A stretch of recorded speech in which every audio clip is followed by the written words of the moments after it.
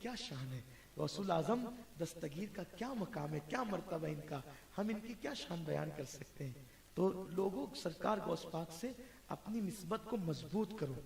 جب بھی کوئی مشکل آئے, مصیبت آئے, ان کو پکارو. غوث پاک کہتے ہیں جو مشکل نے مجھے پکارے گا.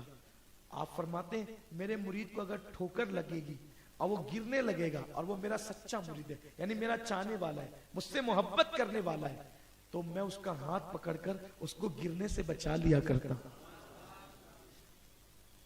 تو حضور غوث پاک رضی اللہ تعالیٰ کی شان میں بیان کر رہا تھا کہ سرکار بغداد رضی اللہ تعالیٰ کو اللہ نے یہ شان عطا کی ہے کہ غوث پاک فرماتے جو مجھ سے محبت کرے گا, یعنی جو میرا مرید ہوگا, میرا چاہنے والا ہوگا, اس کی قسمت میں, اس کی تقدیر میں اگر کوئی برائی لکھی ہوگی, یعنی اس کی قسمت میں کوئی برائی لکھی ہوگی, تو میں اس کی مصیبت کو خواب میں دکھا کر اس کو حقیقت میں بچا لیتا ہوں, یعنی میں قسمت بدل دیتا ہوں. غوث پاک فرماتے ہیں اس سلسلے میں بس وہ واقعہ عرض کر کے اپنی گفتگو کو تمام کرتا ہوں, اپنی گفتگو ختم کرتا ہوں کہ حضور غوث اعظم دستگیر کا ایک مرید تھا اور اس نے خواب دیکھا کہ اس نے ایک رات میں الگ الگ 100 عورتوں سے زنا کیا, الگ الگ 100 عورتوں سے زنا کیا.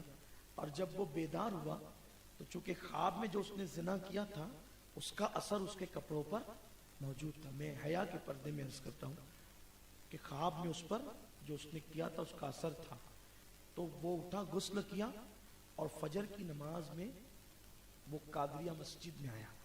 ابھی بھی سرکار غوث پاک کی مسجد قادریہ مسجد موجود ہے. الحمدللہ مجھے اس میں نمازیں پڑھنے کا شرف حاصل ہے. الحمدللہ سرکار میرے غوث کا کرم ہے. تو ابھی بھی وہ مسجد موجود ہے. وہ نماز پڑھنے وہاں آیا, اور جب وہ وہاں نماز پڑھنے کے لیے آیا سرکار غوث پاک کی مسجد, تو آپ نے سلام پھیرا. فجر کی نماز مکمل ہوئی تو آپ نے اس سے فرمایا کہ کیوں پریشان ہے؟ اس نے کہا حضور ہمت نہیں ہوتی میں بیان کروں. فرمایا کہ میں بیان کرتا ہوں. تو نے خواب دیکھا ہے نا؟ جی.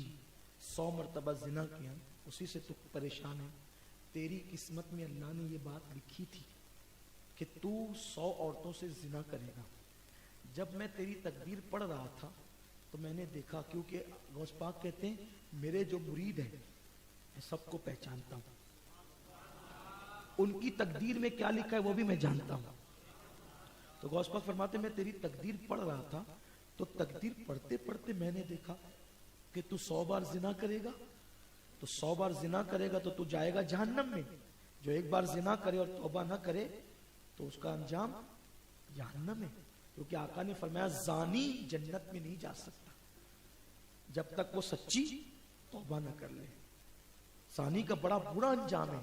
زانی ایک بار زنا کرتا ہے اور غسل کرتا ہے تو اس کے بدن سے جتنے قطرے ٹپکتے ہیں ہر قطرے سے شیاطین پیدا ہوتے ہیں, اور وہ شیاطین گناہ کرتے رہیں گے قیامت تک, اور وہ سارے شیاطین کے گناہ کی سزا اس کو ملے گی جس کے زنا سے وہ شیاطین پیدا ہو. اب ایک دو شیطان اگر قیامت تک گناہ کرے تو بھی ہم برداشت نہیں کر سکتے ان کے گناہوں کے عذاب کو.